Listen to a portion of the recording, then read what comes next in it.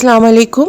मैं डॉक्टर मुमताज़ अता एक बार फिर डॉक्टर मुमताज़ अता होमियो व्लॉग यूट्यूब चैनल में आप सबको वेलकम करती हूँ। दोस्तों, आज हम जिस मौजू पर बात करने जा रहे हैं वो बहुत इम्पॉर्टेंट है इस लिहाज से कि उसका ताल्लुक़ दिल से है।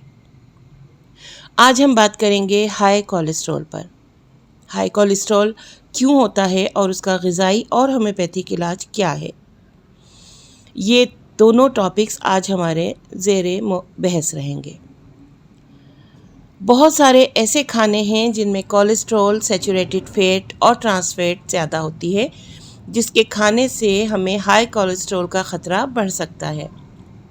ज़िंदगी गुजारने के दीगर अवामिल भी कोलेस्ट्रॉल पर असरअंदाज हो सकते हैं। इन अवामिल में बहुत ज़्यादा सिगरेट नोशी और बहुत ही सुस्ती, या हम कह सकते हैं कि चलने फिरने का काम जिसमें ना हो, उस तर्ज़ ज़िंदगी का होना भी शामिल है। इसके अलावा दीगर बीमारियां जैसे कि डायबिटीज़ और हाइपोथायराइडिज़म भी हाई कोलेस्ट्रॉल और मुतालिका पेचीदगियों के बढ़ने का ख़तरा बढ़ा सकती हैं। अगर बात की जाए वो कौन से सिम्टम्स हैं या वो कौन सी अलामात हैं जिनकी वजह से हम पहचान सकते हैं कि मरीज़ हाई कोलेस्ट्रॉल का शिकार है, तो ज़्यादातर मामलात में हाई कोलेस्ट्रॉल एक खामोश बीमारी है। ये आमतौर पर किसी अलामत का सबब नहीं बनती। बहुत से लोगों को ये एहसास तक नहीं होता है कि उनका कोलेस्ट्रॉल हाई है, जब तक कि बहुत ही संगीन पेचीदगियाँ पैदा ना हो जाएं, जैसा कि दिल का दौरा या फिर फारिज का हमला। यही वजह है कि मामूल की कोलेस्ट्रॉल की स्क्रीनिंग ज़रूरी है। अगर आपकी उम्र 20 साल से ज़्यादा है तो आप ज़रूर डॉक्टर के मशवरे से अपने कोलेस्ट्रॉल की मामूल की जो जांच पड़ताल है वो कराएं,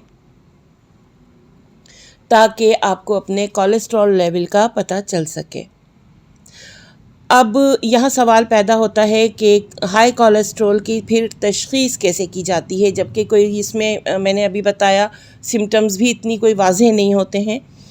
तो आपके कोलेस्ट्रॉल की सतह की पैमाइश करने के लिए डॉक्टर एक सादा ब्लड टेस्ट करेंगे जिसे फास्टिंग लिपिड प्रोफाइल कहते हैं। इस टेस्ट के लिए वो खून का नमूना लेंगे। वो इस नमूने को तज्ज़िये के लिए लैब में भेज देंगे। जब टेस्ट के नताइज आएंगे तो हमें पता चलेगा कि आपका कोलेस्ट्रॉल या ट्राइग्लिसराइड की सतह बहुत ज़्यादा है। इस टेस्ट की तैयारी के लिए डॉक्टर आपको कम से कम 10 घंटे पहले कुछ खाने या पीने से मना कर देगा।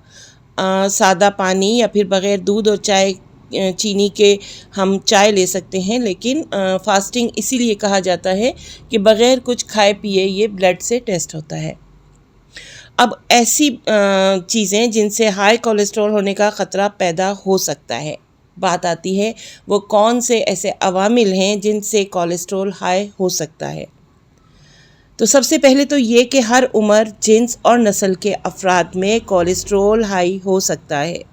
इसका कोई ये ताल्लुक़ नहीं है कि अगर आपकी उम्र ज़्यादा है तो आपको कोलेस्ट्रॉल हाई होगा, और अगर आपकी उम्र कम है तो हाई कोलेस्ट्रॉल के ख़तरे से आप बच सकते हैं।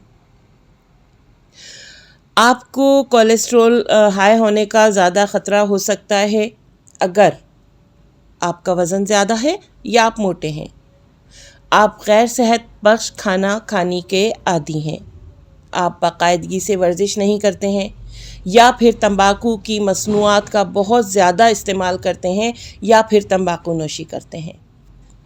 अगर ख़ानदान के दीगर अफराद में हाई कोलेस्ट्रॉल पाया जाता है तो ये भी एक रीज़न हो सकती है हाई कोलेस्ट्रॉल पाए जाने की, यानी कि ये जेनेटिकली भी इम्पैक्ट होता है। अगर डायबिटीज़, गुर्दों की बीमारी या हाइपोथायराइडिज़म हो तो भी कोलेस्ट्रॉल हाई होने का बहुत ज़्यादा चांस होता है। हाई कोलेस्ट्रॉल से पैदा होने वाली अगर पेचीदगियों की बात की जाए कि वो कौन सी पेचीदगियाँ हैं जिनका सामना करना पड़ सकता है मरीज़ को, तो अगर वक्त पर इलाज ना किया जाए तो हाई कोलेस्ट्रॉल आपकी शरियानों में जम सकता है। वक्त गुजरने के साथ साथ ये शरियानों को तंग कर सकता है। इस हालत को हम एथेरोस्क्लेरोसिस के नाम से जानते हैं। ایتھروسکلروسس ایک سنگین حالت ہے. یہ شریانوں کے ذریعے خون کے جو بہاؤ ہے اس کو سست کرتے کرتے بہت حد تک کم کر دیتی ہے.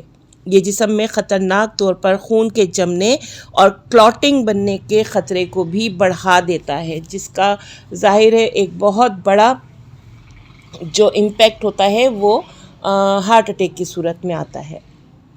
ایتھروسکلروسس کے نتیجے میں بہت سی جان لیوا پیچیدگیاں پیدا ہو سکتی ہیں، جیسے کہ اسٹروک ہو سکتا ہے، دل کا دورہ پڑ سکتا ہے، انجائنا پین یعنی کہ سینے میں درد ہو سکتا ہے، ہائی بلڈ پریشر کنٹینیو رہ سکتا ہے، پیریفرل ویسکولر ڈیزیزز یہ بھی ہو سکتی ہیں، گردوں کی بیماریاں ہو سکتی ہیں.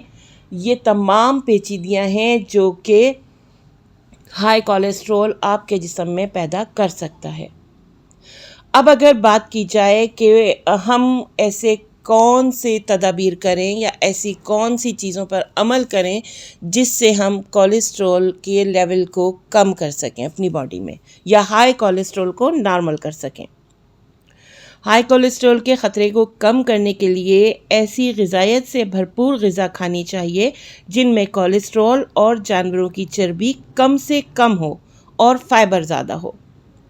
فائبر زیادہ ہونے کا ایک فائدہ کانسٹیپیشن کو کم کرنے کی صورت میں بھی ہوتا ہے. جب کانسٹیپیشن نہیں ہوگا تو آپ الٹیمیٹلی بہت سی بیماریوں سے بچ سکتے ہیں. صحت مند وزن اپنا باڈی کا لیول برقرار رکھنا چاہیے. روزانہ ایکسرسائز بے حد ضروری ہے اور تمباکو نوشی بالکل نہیں کرنی چاہیے تاکہ آپ ہائی کولیسٹرول کے خطرے سے بچ سکیں.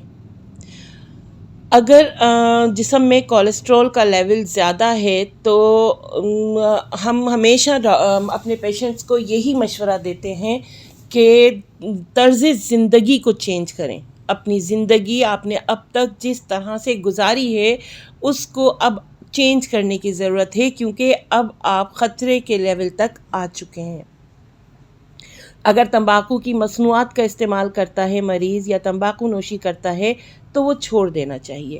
کولیسٹرول کی سطح کو کم کرنے میں مدد کے لیے جہاں دواؤں کا سہارا لینا چاہیے، وہیں ہم مریض کو یہ بھی کہہ سکتے ہیں کہ آپ قدرتی طور پر کولیسٹرول کو کم کرنے کی کوشش کریں. اب قدرتی طور پر کولیسٹرول کیسے کم کیا جاتا ہے؟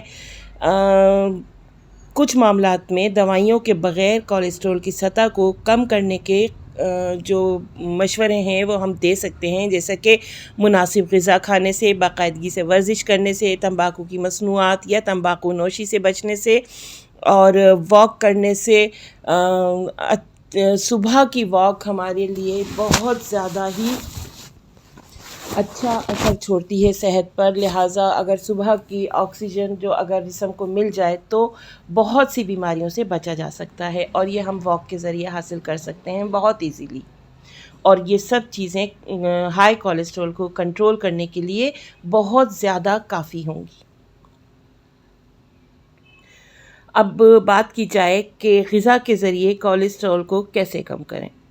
صحت مند کولیسٹرول کی سطح کو حاصل کرنے اور برقرار رکھنے میں غذا بہت اہم کردار ادا کر سکتی ہے.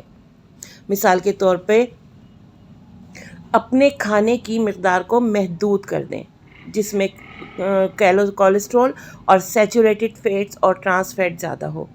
پروٹین کے ذرائع کا انتخاب کریں، جیسے کہ چکن، مچھلی اور بینز مطلب پھلیاں، جو کہ آج کل سردیوں میں بہت اچھی میسر ہیں. پروٹین کے ذرائع کا انتخاب کریں، جیسے کہ چکن، مچھلی اور پھلیاں میں نے آپ کو بتائیں. مختلف قسم کے اعلیٰ ریشے دار کھانوں جیسے کہ پھل، سبزیاں اور ہر قسم کے اناج کو کھائیں. تلے ہوئے کھانوں کے بجائے پکے ہوئے، پسے ہوئے اور ابلے ہوئے اور بھنے ہوئے کھانوں کا انتخاب کریں. فاسٹ فوڈ اور جنک فوڈ سے پرہیز کریں. اب اگر ہم یہاں بات کریں ہومیوپیتھک ٹریٹمنٹ کی کہ ہائی کولیسٹرول کو کنٹرول کرنے میں ہومیوپیتھک ریمیڈیز کس حد تک معاون ثابت ہو سکتی ہیں، تو بہت سی ہومیوپیتھک ادویات ایسی ہیں جو کہ بے حد مددگار ثابت ہوتی ہیں کولیسٹرول کو کنٹرول کرنے میں اور ان کو نارمل کرنے میں. لیکن یہاں میں یہ ضرور کہوں گی کہ ہومیوپیتھک ادویات ہمیشہ اپنے ہومیوپیتھک ڈاکٹر کے مشورے سے ہی یوز کریں. ٹریٹیکس بہت بہترین ریمیڈی ہے دل کے مرض میں بھی اور ہائی کولیسٹرول کو نارمل کرنے میں. اس کے علاوہ ایلیم اسٹیوا جو کہ بلڈ پریشر کے لیے بھی بہت بہترین ریمیڈی ہے ہمارے پاس. کولسٹینیم، پلسٹیلا، یہ تمام ہم ایز پر سمٹمز استعمال کرا سکتے ہیں. یہاں میں یہ ضرور کہنا چاہوں گی کہ ہائی کولیسٹرول کو ہرگز نظر انداز نہ کریں.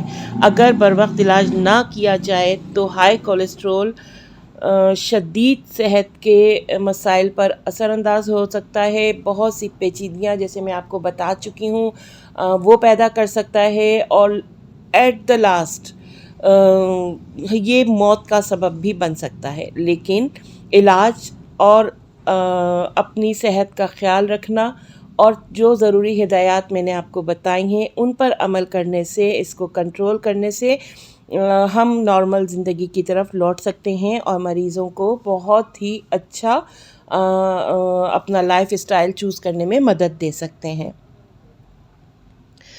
تو دوستوں یہ تھی میری آج کی ولاگ. امید ہے کہ آپ لوگوں کے لیے انفارمیٹیو رہی ہوگی. ایسی بہت ساری مزید ولاگس کے لیے میرا چینل ضرور سبسکرائب کر لیجئے گا، ولاگ کو لائک کیجئے گا اور اپنے فیملی اینڈ فرینڈ میں ضرور شیئر کر دیا کریں تاکہ آپ کے توسط سے وہ بھی یہ معلومات حاصل کر سکیں.